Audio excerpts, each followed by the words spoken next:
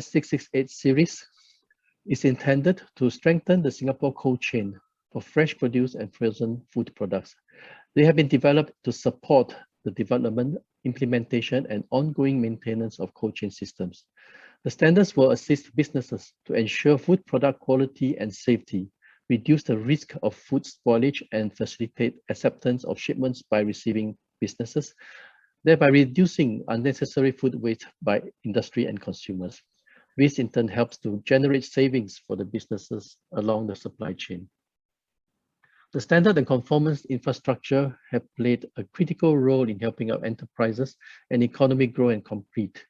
It is a deliberated effort by the Food Standards Committee and the Working Group to ensure that a set of cold chain standards, namely the SS668, is developed to help the local enterprises deal with an increasingly demanding business landscape, where safe and quality products and services are demanded, and at the same time to gain recognition and branding through certification.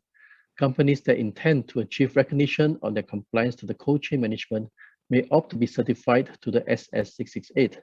This will assist our local enterprises enhance competitiveness in the region, plus raise Singapore's brand name as a quality logistic hub for fresh produce and products.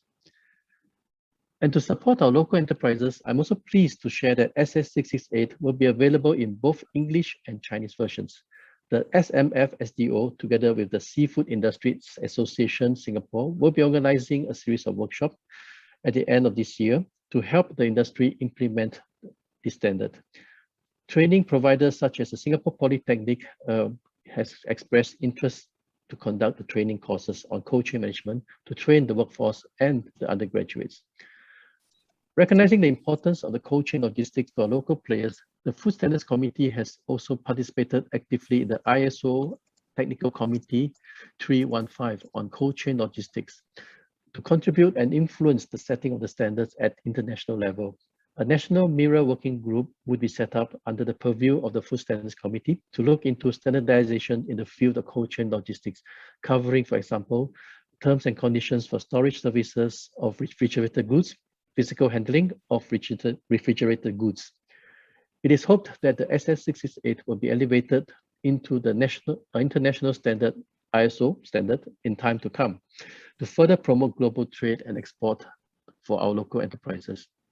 In conclusion, I would like to thank the speakers for taking time off to share their insights on the cold chain management, and most important of all, for thanking all of you for joining us today in this very fruitful and enriching session. Thank you. Have a nice, safe, and healthy day ahead.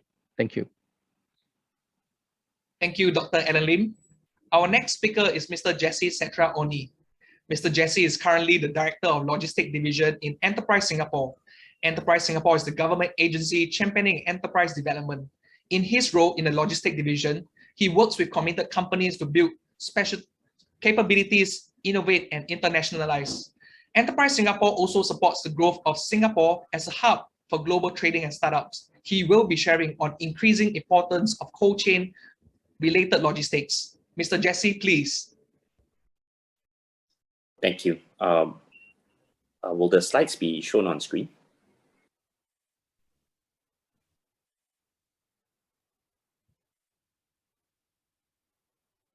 Thank you. Yeah, next slide, please. All right. Thanks, everyone, for all of you for joining us today at the launch of SS668. This is also part of the larger series of the Transport and Logistics Insight series that ESG is facilitating.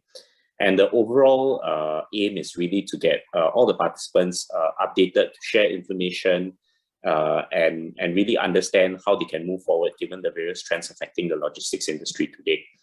So today, our focus will be on cold chain logistics, and I'd like to thank all the speakers that have come together to help make this happen. And I'd like to focus a bit more about how cold chain fits into the larger context of the logistics industry.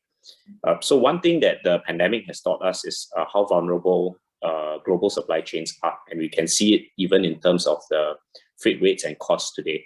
So a lot of countries and companies are concerned about the security and safety of their own food supply. Especially in Singapore, there's growing interest in diversifying our food sources. There's a growing demand for chilled and frozen products. Because of the pandemic, a lot of Singaporeans are getting used to staying at home and preparing food in their own kitchens. And this has led to actually an increase in demand observed by major supermarkets of up to 20% for frozen foods such as poultry, processed food, and vegetables. So we felt that it's timely to actually launch the new standards within this backdrop, especially where there's an increased focus on improving food handling globally, as well as other concerns such as reducing wastage and energy consumption. Just to give a quick overview as well, this whole process of uplifting standards in the industry is really part of our efforts to remain competitive as a leading logistics hub in Asia. We can see that within the region, we are still number one as measured by the Logistics Performance Index, and we have strong competition globally in the world. And these looked at several attributes, including customs efficiency, infrastructure, how easy it is to make international shipments, and the quality of logistics services. And we're seeing a lot of emerging competitors in Southeast Asia as well. Despite the impact of the pandemic, our logistics sector has remained resilient. And in fact, it has been a good time, especially as we are recovering in tandem with the economic recovery.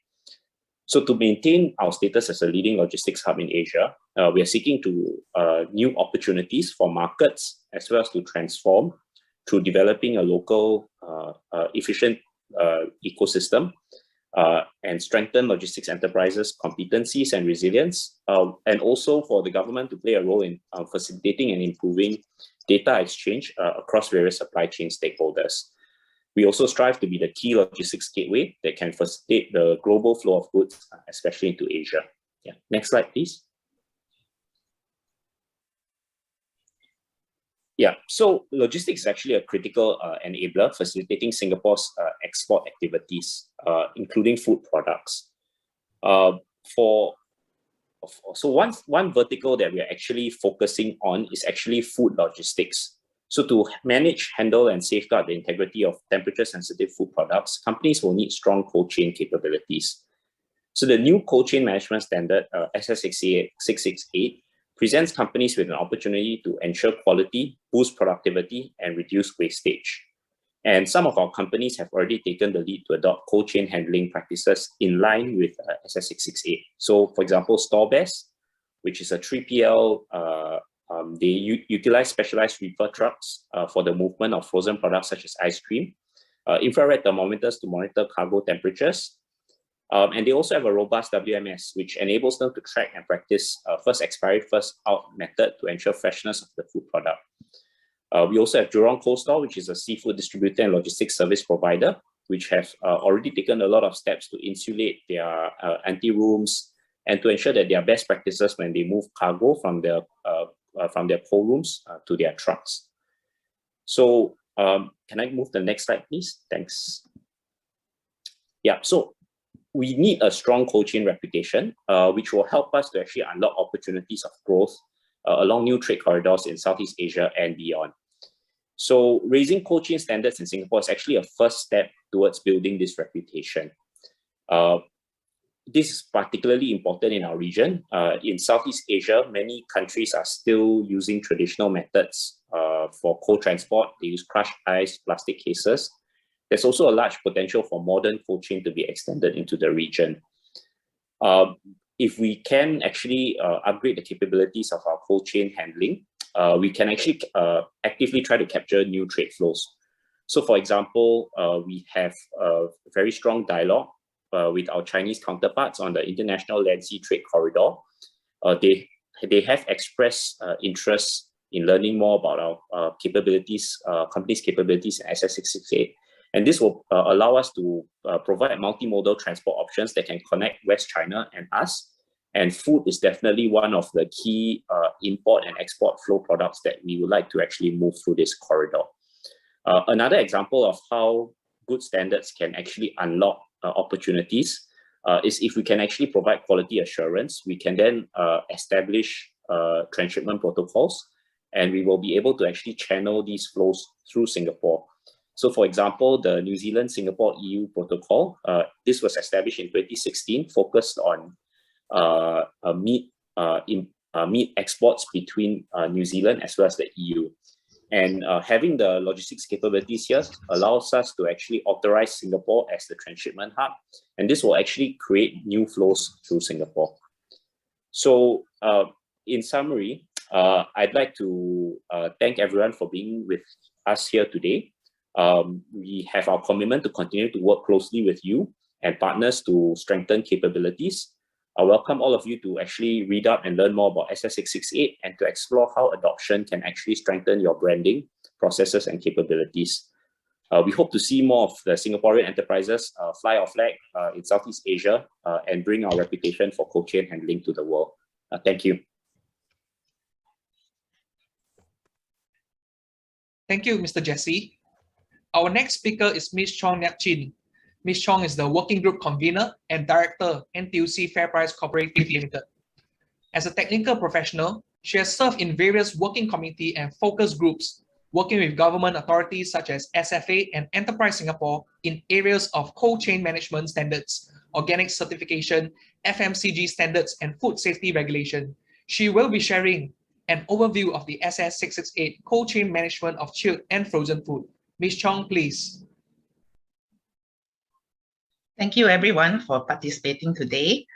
Today is TGIF and we are seeing a lot of participants, and I'm happy that you are able to join this as launch. Why do we start developing this standard? Singapore imports over 90% food products for domestic usage.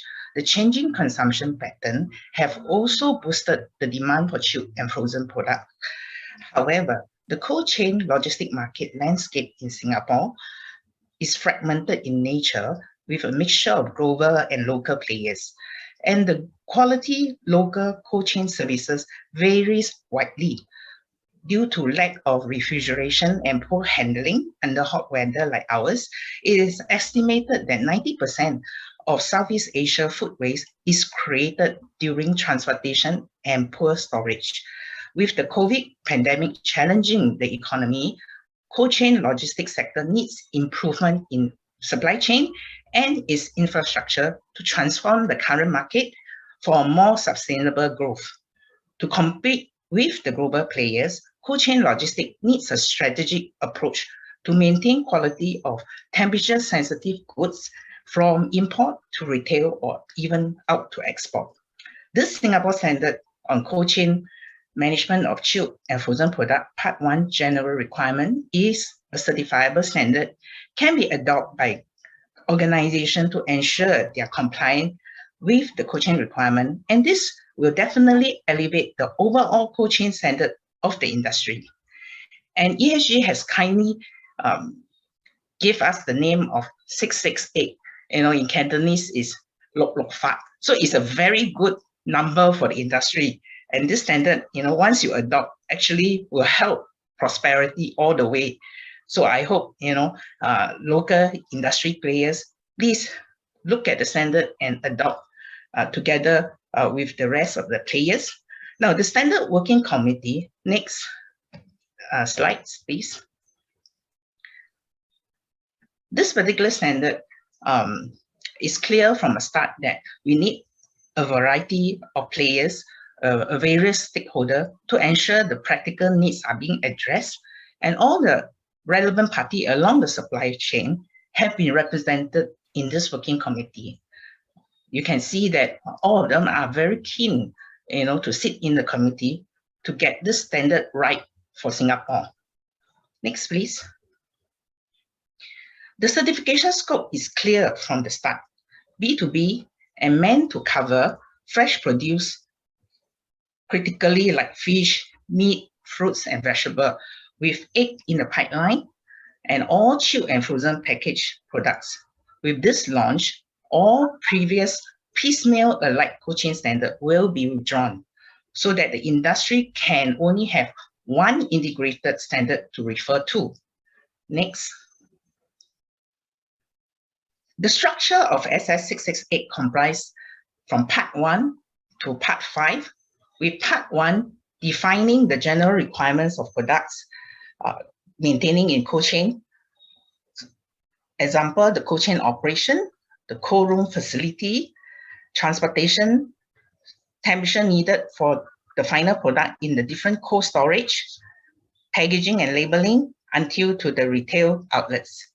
Part 2 and Part 5 are codes of practices in which the organization can refer to align their suppliers' cold chain requirement, at source and upstream, so that when arrive in Singapore, it will be conform.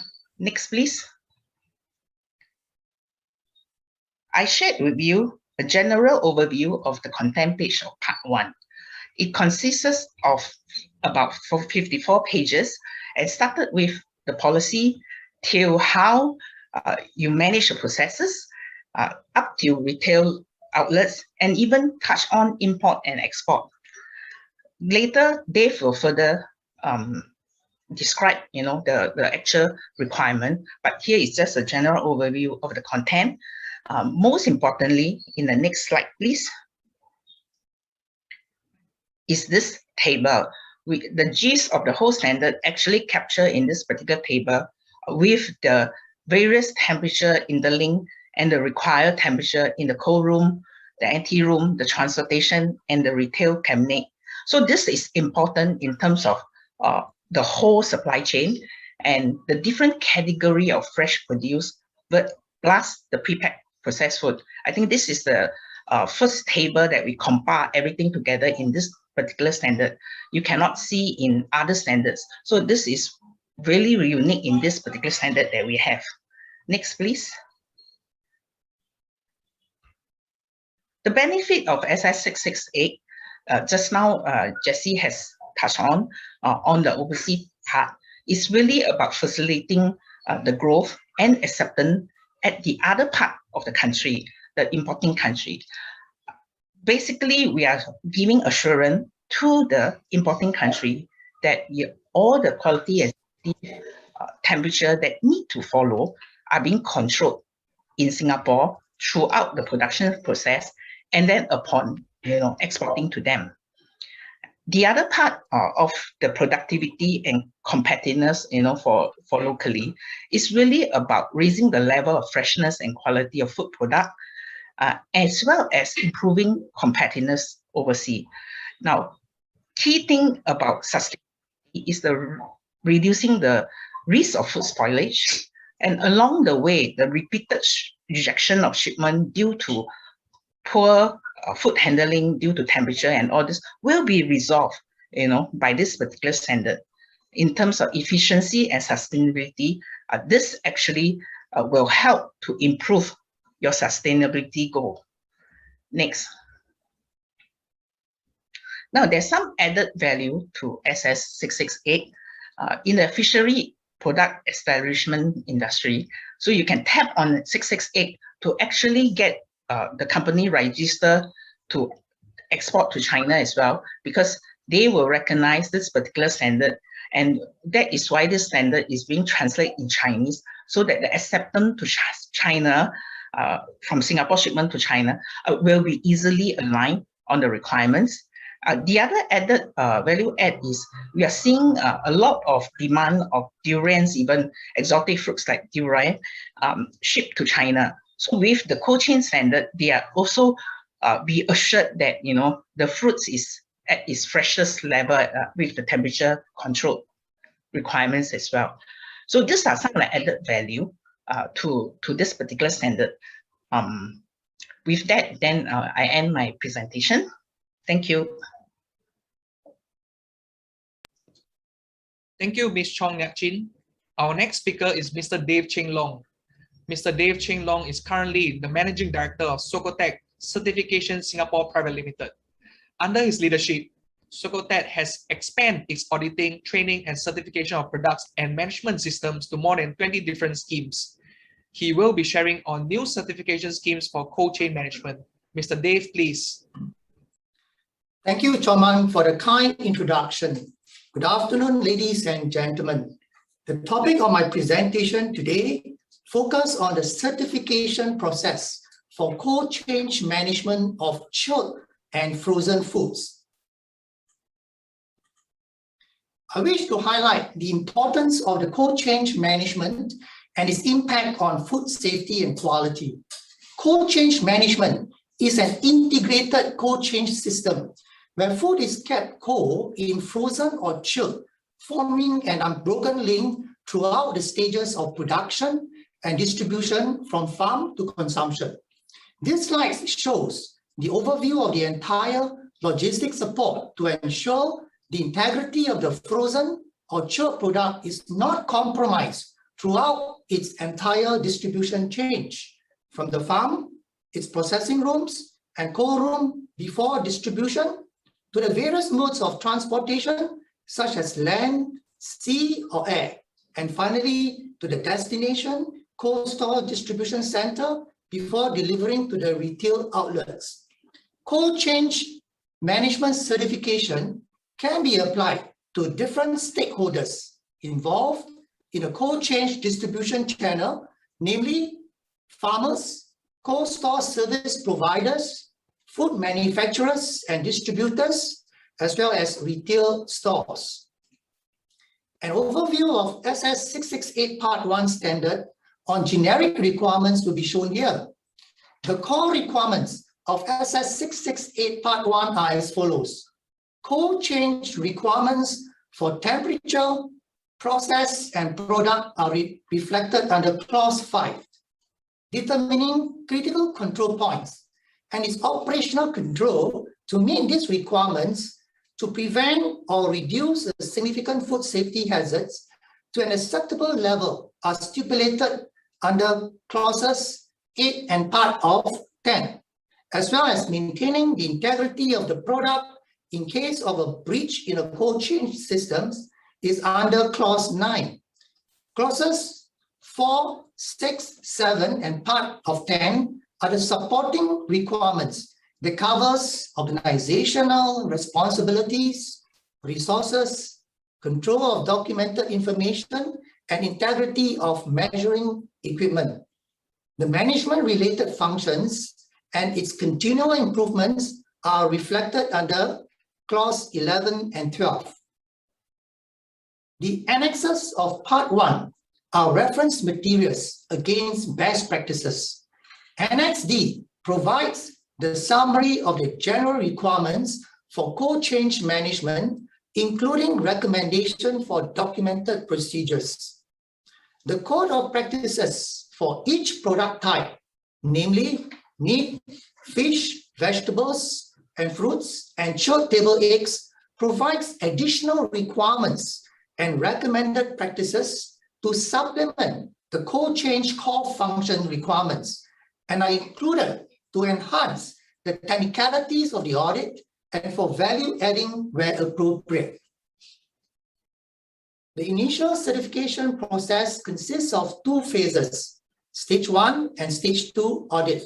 Stage 1 audit is deemed as readiness audit with the aim of identifying any major showstoppers in determining whether the cold chain management is good enough to proceed to Stage 2 audit.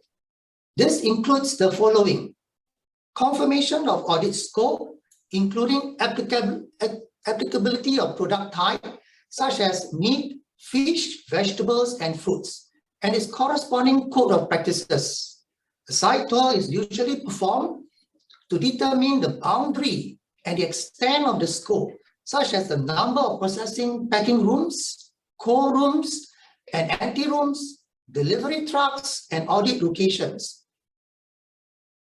A review on the implementation of the cold chain management to meet the requirements of the standards, including the following: organization and stakeholders' requirements for product, process, and facilities in determining the critical control points and the systems of monitoring and measuring for compliance. Any breach of cold chain management and its correction and corrective action taken, implementation of internal audit and management review. Last but not least, a review of the cold chain management manual, its policies and associated procedures to meet the standards requirements, as well as justification of any non-applicable clauses within the scope of certification. At the end of stage 1, an audit report identifying any gap shall be provided to the client for follow-up prior to stage 2 audit. The period between stage 1 and 2 audit is usually no less than a week apart and may drag for a few months depending on the significance of the findings and their closure. The effectiveness of the code change management is verified in stage 2 audit by verifying objective evidences in meeting the SS 668 standard requirements. Evidence of code change policies, objective, and control measures at relevant functions to preserve the quality and safety of chilled and frozen foods need to be demonstrated. This includes the following: adequate resources, including the appointment of code change manager and competent staff to handle code change related activities such as housekeeping and process control. Implementation of code change requirements, including conforming to temperature, pressure, and product conformances. Verification of operational controls at various areas and functions. Last but not least, to verify the systems of product integrity and its measuring equipment. At the end of stage 2 audit, the lead auditor will determine the effectiveness of the code change management implementation in meeting the standards requirements.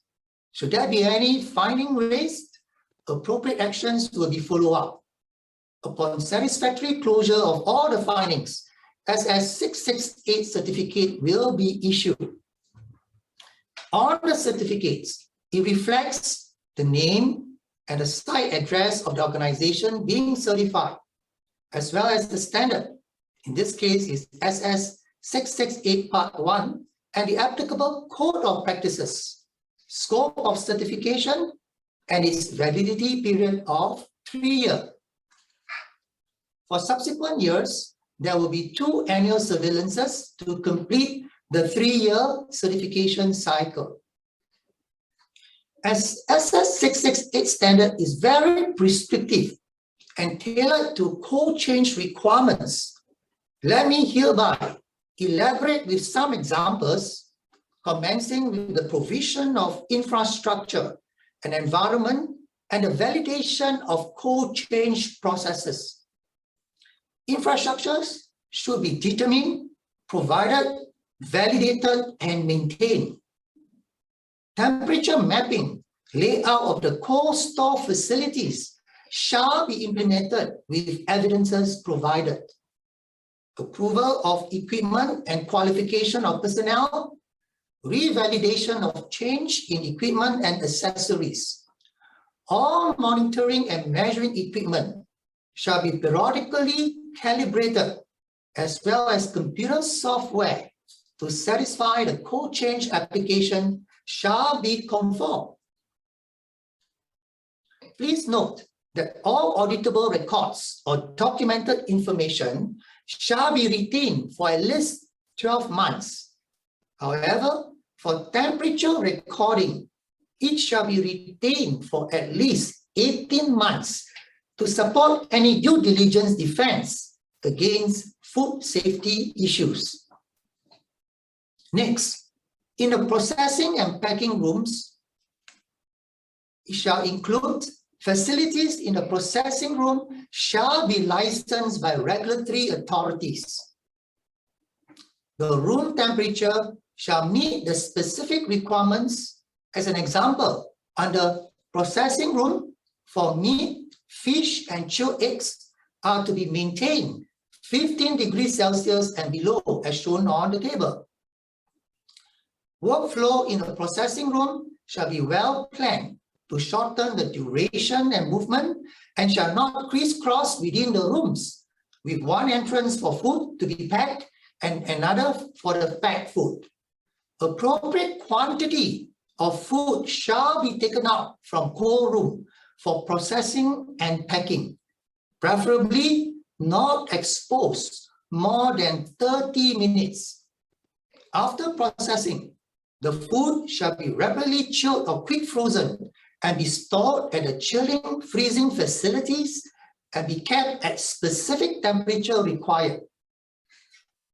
At a cold store shall be constructed with materials having good heat insulation properties and to facilitate effective cleaning. Blower units shall be installed to meet the temperature mapping and air circulation requirements and facilitate effective maintenance. There shall be adequate space between food storage units to allow cold air to circulate around them. Food packages shall not come into contact with the wall, ceiling, or floor. Stock control and identification systems shall be implemented. Each cold store shall have a temperature monitoring system according to the temperature mapping established. An alarm system shall be installed and activated in event of a temperature variations greater than 2 degrees Celsius. At an empty room, cold store shall be equipped with an empty room to facilitate the loading and unloading of chilled and frozen food.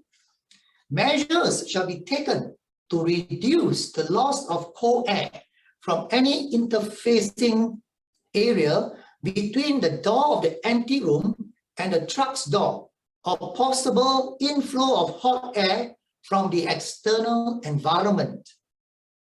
If the temperature of the empty room is 10 degrees and below, unloading time is 60 minutes.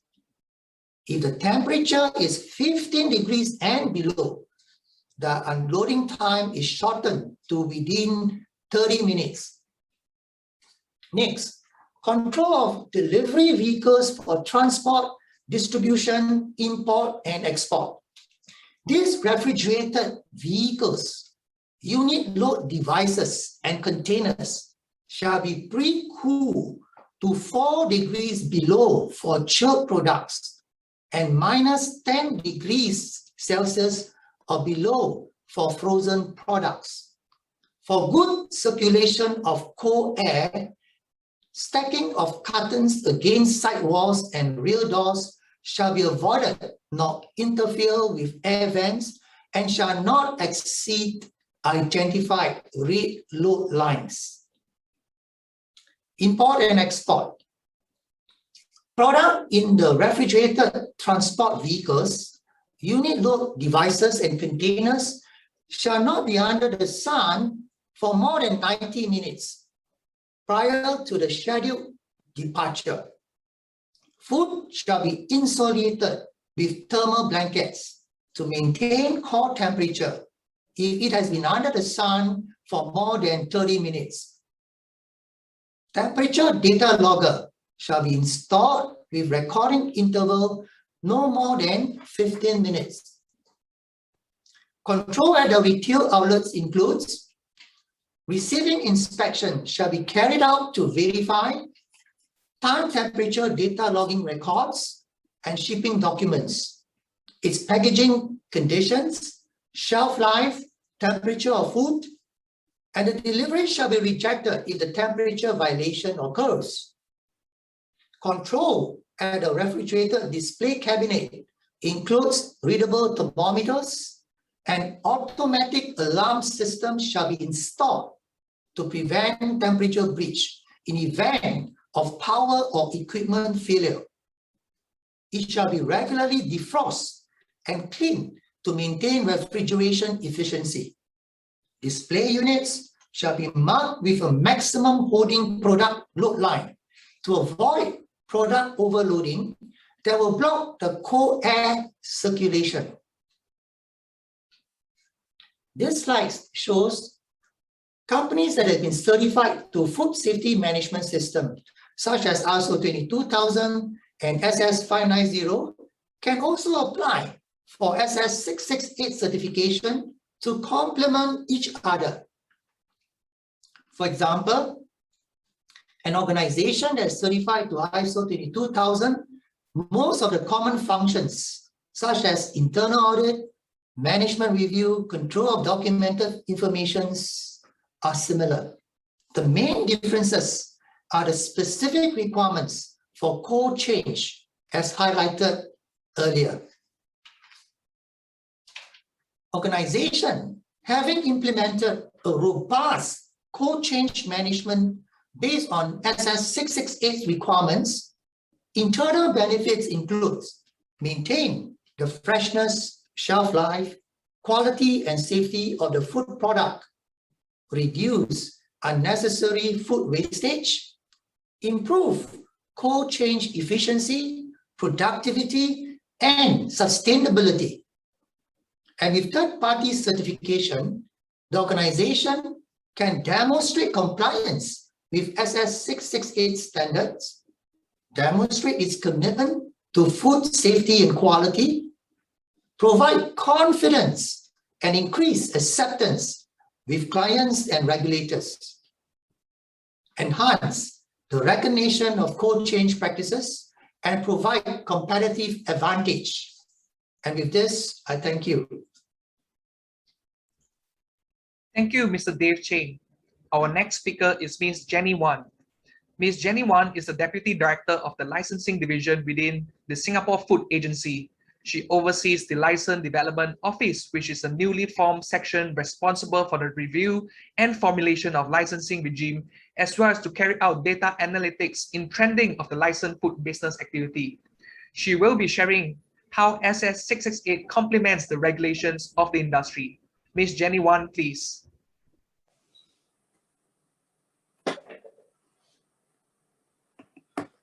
Hi, good afternoon, everyone. My name is Jenny, and I'm from the Singapore Food Agency.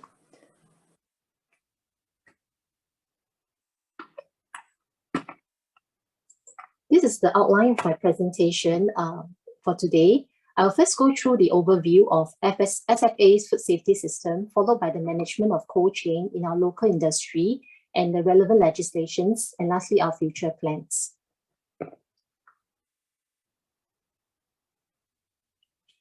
SFA's food safety system aims to provide consumers the assurance that food, when produced, handled, and prepared and consumed in the manner intended, will not cause any adverse foodborne risk to them. The system is underpinned by three key considerations. The first is a farm-to-fork system approach, where all critical control points from primary production to import, local manufacturing, and retail are regulated. Second is the science-based risk assessment and management, where the best available science and data analytics are applied to support evidence-based food safety risk analysis and decision-making. So in our risk assessment process for a food product, for example, we consider the risks, including the science associated with the risk and how the food is produced. And through our analysis, we will come up with a mechanism to ensure that the food is safe to eat. Our final key consideration is joint responsibility, where the industry adopts food safety assurance to provide a supply of safe food, and consumers make informed decisions and adopt good food safety practices. Next, on cold chain management. As most people are aware that Singapore imports more than 90% of the food consumed in the country, and many of these food include meat and fish products which are highly perishable. So to ensure that these products are safe at the point of consumption, it is critical for businesses to implement an effective cold chain management system. From transportation during import to processors, distribution centers, retail, and then consumers, temperature-sensitive products have to be kept within a specific temperature range to ensure food products are safe and of good quality. Public and private stakeholders should collaborate closely and develop partnerships to ensure that all these safeguards are in place along the entire supply chain. Here, we will be exploring the positive impacts on public health and economies benefiting from an effective cold chain management system. Having an effective management of cold chain maintains the quality of food products and reduces the risk of food spoilage. This in turn leads to a greater customer satisfaction, and it is critical for businesses to implement an effective cold chain management system. From transportation during import to processors, distribution centers, retail, and then consumers, temperature-sensitive products have to be kept within a specific temperature range to ensure food products are safe and of good quality. Public and private stakeholders should collaborate closely and develop partnerships to ensure that all these safeguards are in place along the entire supply chain. as we consistently deliver high-quality, safe food products. As we improve on customer experiences, we also boost their confidence and demand for these food products. Furthermore, by preserving food products at their optimal temperatures, we are reducing the risk of food spoilage. This reduces unnecessary food waste and helps to generate cost saving for business owners. Most importantly, by ensuring food safety, quality, and wholesomeness, we help to safeguard public health. All the steps along the food supply chain must ensure the safety of food products. The moment there's any breakage or breakdown any way along the chain, food safety will be compromised. This can cause consumers to fall ill and reduces consumers' confidence. With the understanding that no companies can achieve this alone, intergovernment agencies have developed a Singapore Standards on Cold Chain Management to assist business owners. As mentioned in the earlier presentations, the primary users of SS668 include licensed food establishments, cold stores, and warehouse operators. So with the launch of one certifiable standard for all chilled and frozen products, it is also easier for industry and certification bodies to make reference to. This facilitates the engagement of third-party certification bodies by companies who wish to be accredited. For this section on legislation, I'll be introducing SFA's legislation on cold chain management and to share how SS668 complements SFA's regulations. Okay, I will first share on the importance of regulations and to go through briefly the three main legislations, which have clauses that are relevant to cold chain. These legislations are the Environmental Public Health Food Hygiene Regulations, Sale of Food Act Food Regulations, and the Wholesome Meat and Fish Transportation of Meat Product Rules. Okay, the importance of regulations. Why are regulations important? They are rules that are enforced by government agencies. They are important because they are designed to guide activities which are regulated by the agencies, and it helps to protect both businesses and the consumers. In the next few slides, I will bring you through briefly the legislations that are relevant to cold chain. Under the Environmental Public Health Food Hygiene Regulations, which is applicable to retail food businesses, there is a section on storage and refrigeration of food products. Section 12E in particular of this regulation states that every person who is engaged in a sale or preparation for sale of food shall ensure that food must be stored or placed in any chiller, freezer, cold room, or other refrigerated facility is maintained at a temperature as specified in the schedule for the food. So the table will show the schedule on the temperature for food storage. For example, the storage of frozen meat products is not above -12. Ice cream products is not above -2, whereas for chilled fresh meat, uncooked fish, and thawed frozen meat is between 0 to 4. While for dairy products and any product that require to be stored at chilled temperature is at not above 7 degrees. Similarly, under the same regulation, Environmental Public Health Food Hygiene Regulations, there's also a section on storage and refrigerations of food products. Regulation 15 states that any person who is engaged in the sale or preparation for sale of any raw meat or uncooked fish shall, in the case of the raw meat has to be frozen, store the raw meat in a freezer, cold room, or other refrigerated facility at all times. So in the case of raw meat that is chilled, fresh, or thaw frozen, it has to be stored in a chiller at all times as well. And in the case of uncooked fish, we store the uncooked fish in a chiller. So uncooked fish here means raw fish that is intended to be consumed raw. Okay, next on the Sale of Food Act Food Regulations, there are provisions under Regulation 61 and 73 on the storage temperatures for frozen meat and frozen fish, respectively. So, for example, the storage of frozen meat and fish has to be maintained at -18 or below, and the temperature of this product shall at no time exceed -12 degrees during the transfer from the delivery vehicle to the frozen meat store or display unit.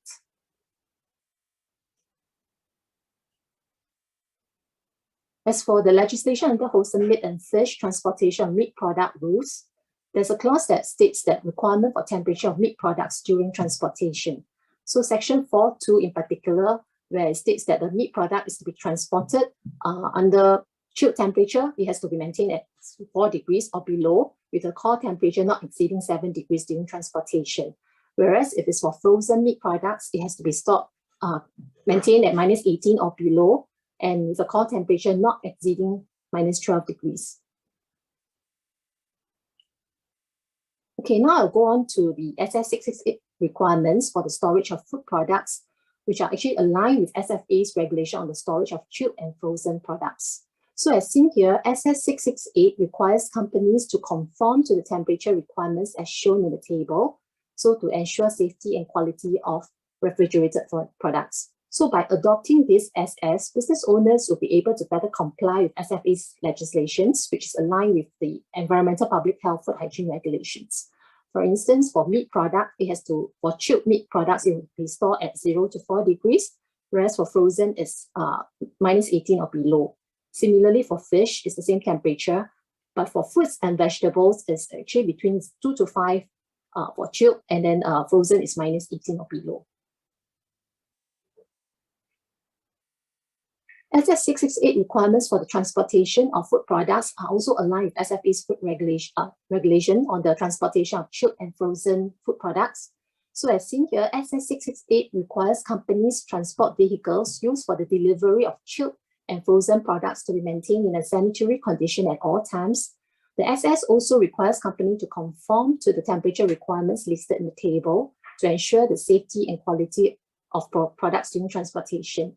So similarly, by adopting this SS, business owners will be able to comply with the SFA's legislation under the Wholesome Meat and Fish Transportation of Meat Products rules.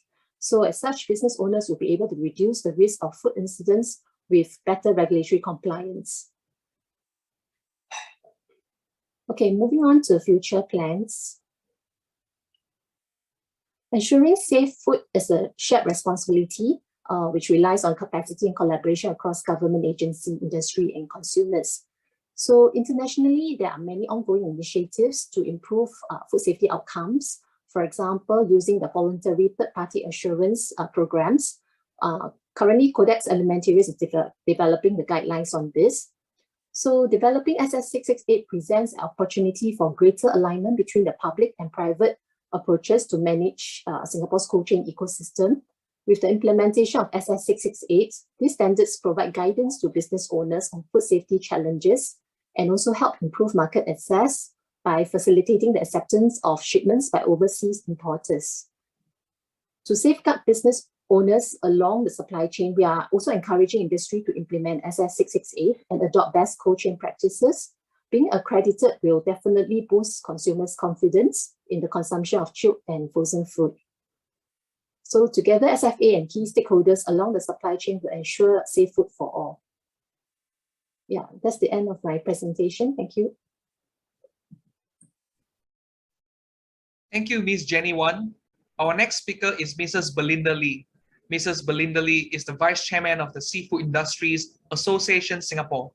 Seafood Industries Association Singapore represents the seafood processing, manufacturing, and training companies in Singapore. In her role, she works with the association to enhance the business quality and support in the regional drive of its member. She will be sharing on companies' perspective on the benefits of implementing SS668 series of standards. Mrs. Belinda Lee, please. Good afternoon, everybody. I hope I can wake all of you up if you are sleeping now. Okay, I'm going to talk about my Jurong Cold Store. Jurong Cold Store is a public cold store warehouse. 冰冻货仓，我们是一个冰冻货仓。Family business transforming into a business family soon. Why build a cold store back in 1990s? A lot of people will ask me.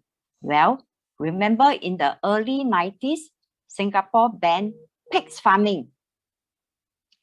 Farmers rushed to get rid of all their pigs. The carcasses, after processing, got nowhere to store. So, insufficient storage. In 1996, we built a 2,000 tons cold room. Next.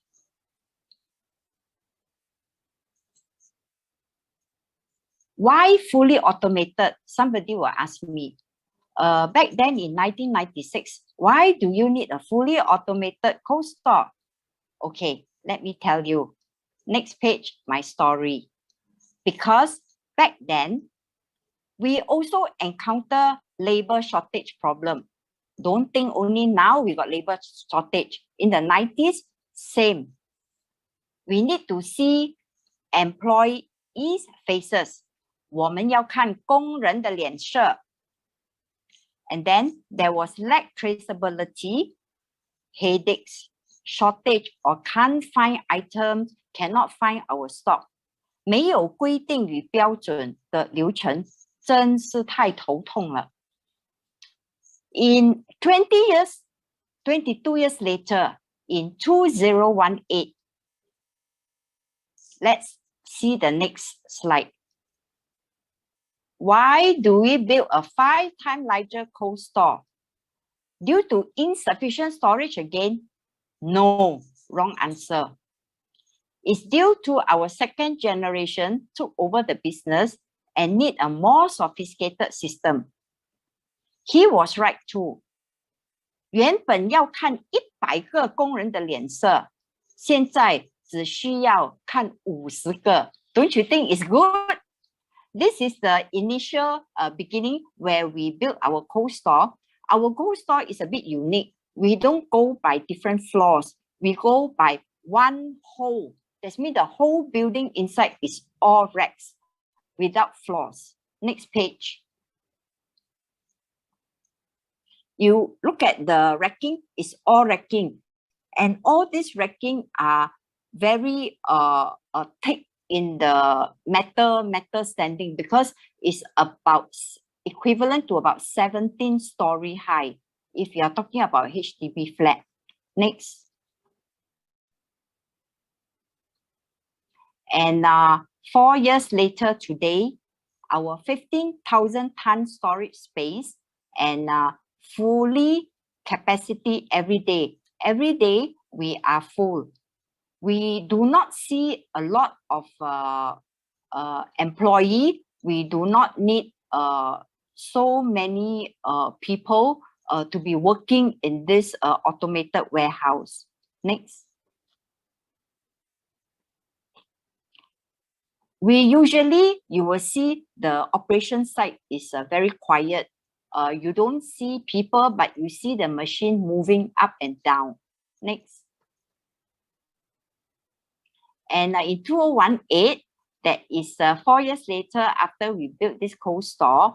And because of the new generation, that's my son who took over the business, he also managed to get the Enterprise 50 Awards. Thank you for everybody. Next.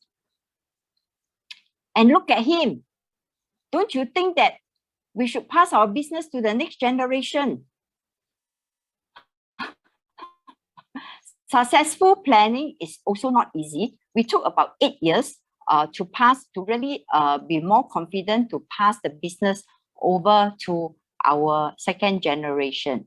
And you look at all those people who is working for him, is all youngsters. Next. And last month, our senior minister, Grace Fu, she came because of the COVID situation at Fishery Port. She actually came for an inspection and look at the smoke. Look at the smoke. When we are opening the container, look at the temperature. Okay, inside this empty room, the temperature is about maybe 10 to 15. This is an empty room. Next.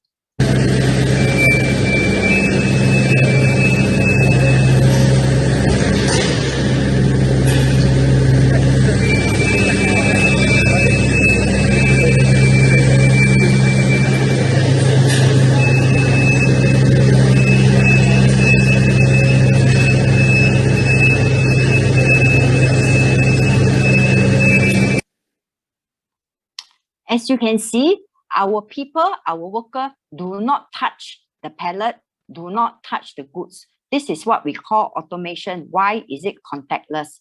And then later on, the forklift will fork the items into the lorries. this is a rough inspection that she's doing. It looked like a SFA inspection or not. Next.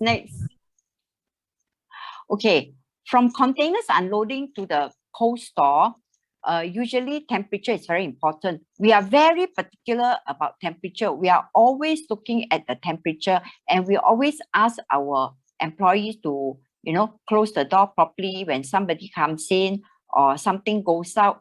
Our maintainers are also very careful with any leak or any maybe curtains, air curtains that is sort of not properly fixed, and overall temperature is still our outermost concern. Next. You look at all the empty room, the system, everything. You don't see people, right? Usually there's nobody inside, especially our cold room. Actually, we can off the light. We don't need the light at all. And from this loading from our empty room, usually it happens to everybody, not only our side. I'll show you one picture about this forklift bringing the whole pallet into the lorry. As what Dave and Ms. Chong has just mentioned, very important. This period of getting the pallet from the forklift to the lorry, 30 minutes. Please do not do not extend or have too long in the open, because the curtains will sort of soften and then it will affect the quality. Next. Now, the most difficult part of the whole supply chain in this SS668 start from here. From the delivery truck to retailer freezer, within that 30 minutes due to temperature change. You see, this photograph I've taken is actually, this lorry is parked at the curbside. So the shop is only right in front. So definitely it's only within maybe 5 or 10 minutes. The temperature different. Straight away, this retailer will, put everything into the stock into the freezer. So this is a challenge there that we must actually be very careful. Next. Now, why do Singapore need a Singapore standard? I also don't understand. Well, the intention is to implement a practical cold chain system, right? That our business can assure of the quality, the freshness of the produce delivered and acceptable by our consumer and hopefully by other countries. 所以呢，标准是一种商定的作谋方式，冷链流程、供应服务或供应材料。Next. Now, a little bit Wekoyo, we also have a shrimp farms in Pontianak, Indonesia, about 300 hectares of land doing shrimp farming. And at the moment, we are also starting to do a little bit on fish farming. We are actually in Indonesia, we are approved CIQ. That means our farm, our produce can go to Indonesia, from Indonesia to China. But the logistic wise is a bit difficult. So we hope that re-exportation can be facilitated in Singapore. Next. This is one of our farm in Indonesia. We actually have a worldwide recognition opportunity advantage, and we hope that our other local exporter can also make it.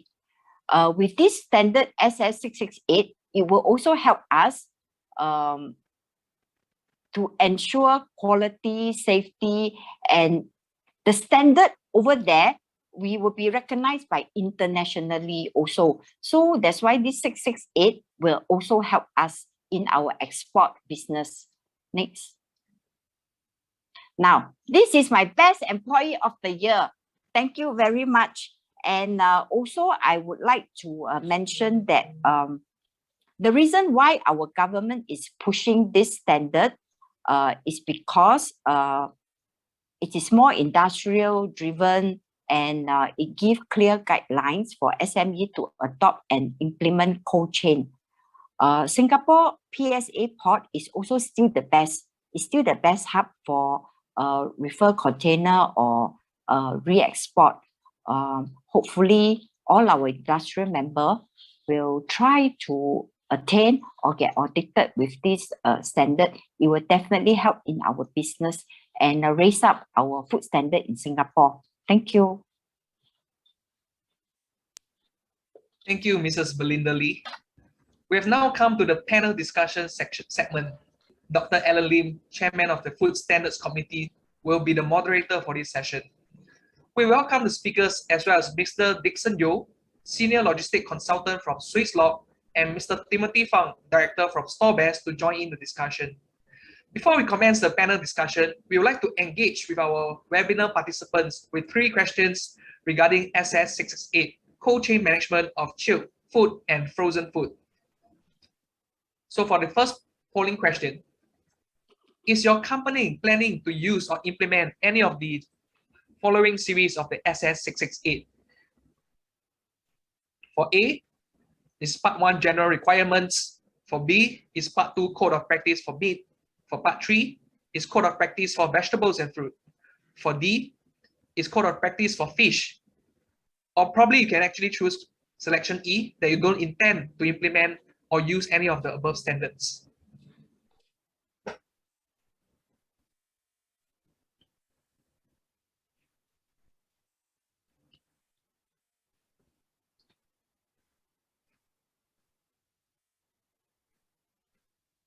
Yeah, so you can actually place your selection within the polling questions for the first questions.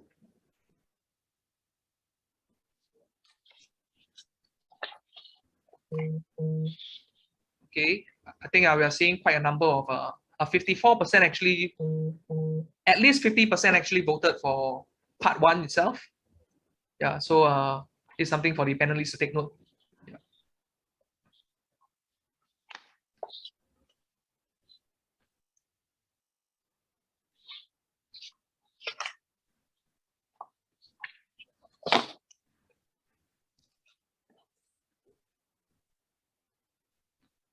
Okay, I think we've come to the end of the first polling questions. We have about 58% voting that they will actually adopt, they will actually use or implement Part 1, followed by, I think also there's also a very interesting percentage, 30% will actually mention that they do not intend to use, implement or any of the above standards. So I think this is probably something for the panelists, for you all to deliberate, and hopefully, we can have some collective answer, to persuade the industry members, to adopt, to use SS668. Okay, so for the second polling questions, how does your company plan to use or implement SS668? You may take more than one. A, to enhance the company cold chain management processes. B, certification to SS668. C, branding and consumer assurance. D, trainings of staff and vendor. Or E, I do not intend to use or implement any of the above standards. Yeah, so probably let's just run the polling question slightly longer, probably about 1 minute and 1.5 minutes. Yeah, so I think it's also very interesting to note that the company, most of the vote actually goes to the trainings of staff and vendor, followed by branding and consumer assurance. Yeah. So actually, meanwhile, while the these polling results we are getting it, probably I'd like to bring this to probably question the panelists, to step in, to probably ask and to also feedback on the importance of this SS668.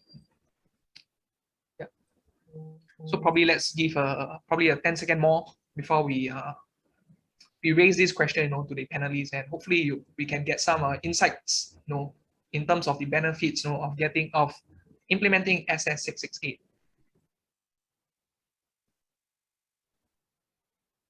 Okay, I think the polling result is here. So I think the panelists can actually see for themselves that training of staff and vendor is the leading answer. followed by the enhance the company cold chain management processes, followed by the branding and company and consumer assurance, and lastly the certification of SS668. I think probably something to challenge the panelists. No, why shouldn't the enhancing of company cold chain management processes be the leading one instead of the training of staff and vendor? Yeah, so probably I open this question to the panelists.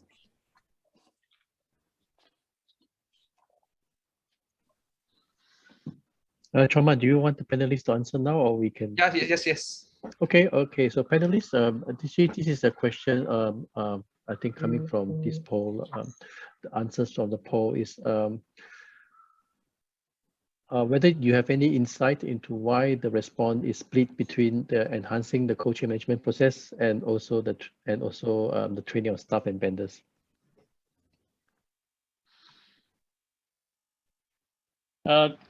Dixon down here. All right. I think it's basically a lot of companies are a bit concerned when they embark on something new. They may be doing something already, and then hereby you say you have a standards that is coming in and trying to understand the standard and meet the standards. But I think the first steps is always you want to enhance your internal capabilities. You want to improve what you have been doing. I think the SS668 will help you to do that because it contains guidelines. It also contains various parts for meat, for fruits and vegetables, as well as for seafood. And then I coupled with that, trying to improve the internal process, of course, then companies will want to have training. I think Dr. Allen mentioned earlier that there's some collaboration, to have workshops, and also to have the polytechnic to conduct the courses. I think once you have the training and then you find that things could be done in a better way and not too difficult, challenging, but not impossible, and I think company will move forward. Yeah, thank you. Thank you, Dave. Any input from other panelists? Hi, I'm Timothy. Actually, I look at the enhanced company cold chain management processes and the training of staff and vendors. They are actually intertwined, like what Dixon actually shared. They are somewhat intertwined. You can't really specifically separate them. So it's a good thing. They are on the right the right intention. And I also think because some of the players that have been in the space for some time, they already have their own in-house practices, and the in-house practices are very similar to the SS668 already. So the 668 doesn't come in to say enhance their current processes. Maybe it affirms their current processes because they've been doing it for years. I mean, even you see Mrs. Lee, JCS have been doing it for a long time, even before this comes up. So for them, it's more of a standard to affirm whatever they're doing, that they're right, and at the same time, to use it as training material for their new staff that say that, hey, look, we need to meet a certain standard, and it's all printed out in black and white. Yeah. Thanks, Timothy.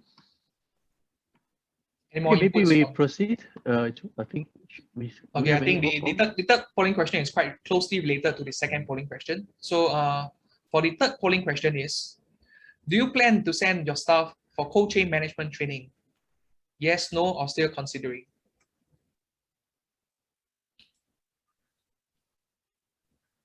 Yeah. So meanwhile, while we are gathering the votes, for this question, so I think something for the panelists to also to look into the answer, and also convince our industry player the importance of the cold chain management, the trainings that should be necessary for the staff. Yeah. So I think as of now, while we are still gathering the answers, for the polling question, I think yes and no is leading. Yes, and so maybe for something for the panelists, in the point of view of a business owner as a buyer. So what is your convincing statement for industry players to have proper trainings for cold chain management? Yeah. So probably when this polling question ends, maybe we can have some of the panelists to actually speak up. Okay, thanks.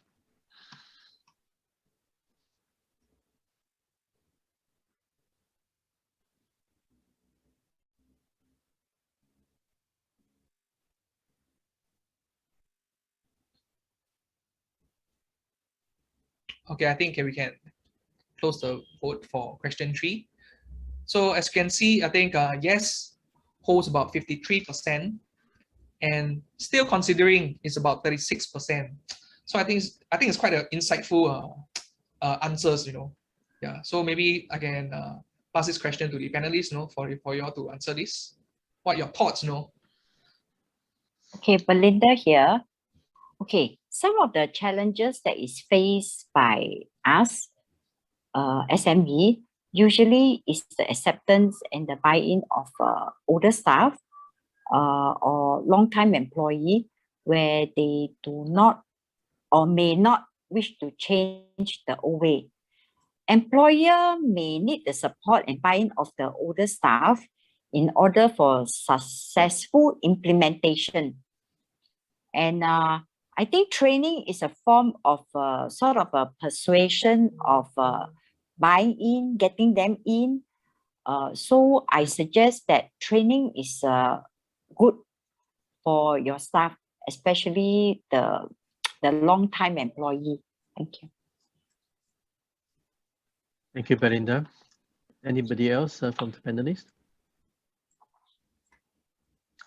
I guess the question would be for those, especially for those who are still considering, is probably on the cost and the duration and so forth. I think this is a question that I think the SMF STO can follow up, I think, through other communication. So, actually, Ellen, can I just mention, the training is not tedious, just to let all of you know. It's only maybe 1 or 2 days. And if you are doing your housekeeping, your procedure properly, carefully, normally, usually this training is not difficult. And please take a look at the procedure in the 668. It's very simple to follow. So no worries. Even your company is very, the area is very small, or you only have a 10 or 20 staff, no problem. It's very simple to follow this 668. Ellen?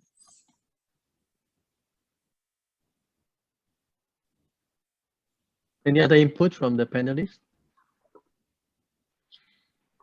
Okay. Yeah. Let me have a go. I think it's very important, firstly, that training provides to raise the internal capability of the staff of the company that wish to go for it. I think more important thing is to understand the rationale of why the specific requirements are being defined. You know, what are the benefits, so that they're able to, once they understand the logic behind why temperature is important, what are the benefits, then it's easier, like what Belinda says, for the senior staff to buy in. And with that understanding, they will be able to implement a more robust management system to meet their, not only the management requirements, but also, you know, their stakeholders' requirements, and therefore enhance their capability and competitiveness. Thank you, Dave. So if there's no more further comment from the panelists, shall we move on to the panel discussion? Thank you for your participation. I think the polling result has been very insightful. So ladies and gentlemen, please type your question at the Q&A box found at the bottom of the webinar interface. If there is a specific question that you think is interesting from a fellow participants and would like the panelists to address that question, please feel free to thumbs up the comment. Otherwise, if you would like to speak up, please use the raise hand function. The function for the raise hand can be found below. After we have called up your name, please unmute and identify your name before raising questions. Over to Dr. Ellen Lim, please. Thank you, Choman. So you can see here we have a very distinguished panelists covering all aspects of the sector. So from government agencies to the different value chain players. So I believe we should be able to answer most of the questions from the webinar audience. So maybe I can start the ball rolling by asking a question to the panelists. The pandemic has created growth opportunities within the cold chain industry. So what are these emerging trends on the cold chain management that could be adopted by our local players? This question is open to all. Please feel free to answer. Maybe I can start with Jenny. Oh, yes. Okay. We've been seeing a lot of enhanced food processes with the use of improved technology. So, for instance, in the recent years, we see a lot of companies, they are actually using a lot of like deep freezing, blast freezing methods. I think just now, Ms. Chong's presentation on the durian, is it Ms. Chong's? The one on the durian, I think they are also using this type of technology to help to extend the shelf life of the product so that they can actually export to more places, more countries. And also this will definitely help to strengthen the safety and quality of the food products. Yeah.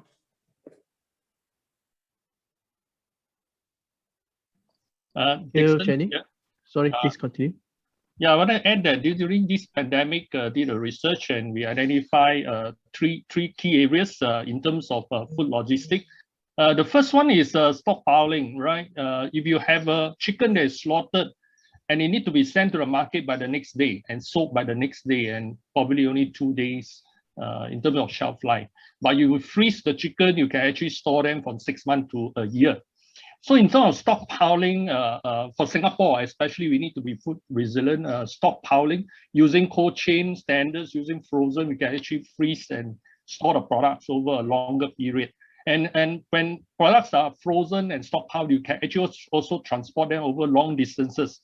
So we got meat from New Zealand. Last year during a COVID period, right? We get meat air flown in from New Zealand. So that is a very good example during this pandemic. Actually, good cold chain standards as well as people on the ground, the facility that we have, you can support this. The second one that we identify is then the cold chain management in the retail sector. During that period, March, April last year, more chest freezers were actually purchased. And then people also purchased frozen food. During the CB, when you're locked down, where to get fresh food, all right? Basically, a lot of them went to purchase frozen food. They actually can then store it in the home for a week. So actually with all these cold chain standards and practices, it enabled Singapore to actually carry through that period of the lockdown, right, or CB for nearly 8 weeks. And then a lot of other countries also, we saw this lockdown happening, but then the supermarket was still able to open and support, while the traditional and the wet market has to close down. Of course, the last one is e-commerce, and then of course that is another channel where food logistics are actually ordered online and delivered to the homes. And so during this pandemic, cold chain standards and practices that we have in Singapore supported Singapore in the food supply and still able to assure everyone that the food is available. Yeah. Thanks, Dixon. So at this moment, maybe I pause for a while and check with the organizer if there's any questions from the audience that they want to ask in person. You can use the raise hand function, and we'll just highlight. Okay, I think Adrian raised his hand. So okay, please, Adrian. Adrian, do you have a question? Yeah, can you hear me? Yes, yes. Okay, Adrian, sorry.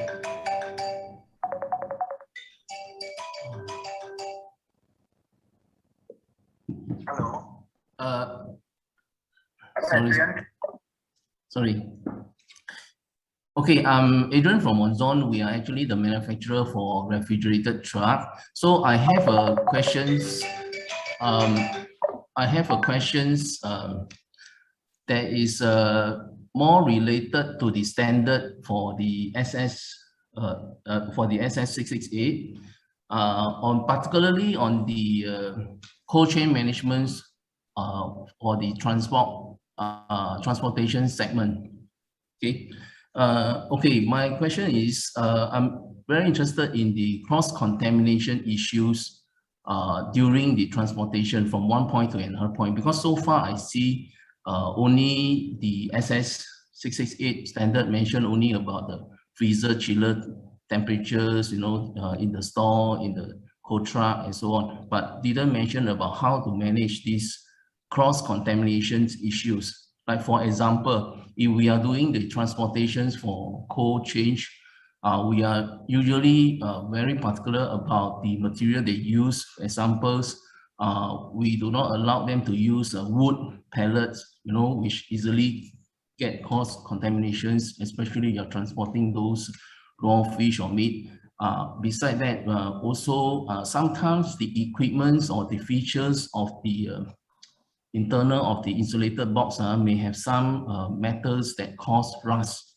So this rust water will also contaminate the food that we transport from one point to another. So, like for example, this rust water can be from any reason, like for example, the manufacturing of the refrigerated system, maybe they are using a poor qualities internal parts that it actually cause the parts to rust, after a period of times that they produce this rust water, or maybe some of the internal closing door that we used to have compartments, compartmentalize the box in order to manage 2 different temperature zones during the transportation and so on. So all these hinges, the box and so on, the internal handle, all this may also rust if, let's say, supplier didn't control the type of quality okay. for use. Thank you, Adrian. Thank you. So, panelists, do you have any, who wants to take on this question? Maybe I'll take it. Hi, Adrian. Thank you for your question. So I think currently right now, we don't actually define in the standard what materials you should use for all the hinges and all the like the different parts of the truck.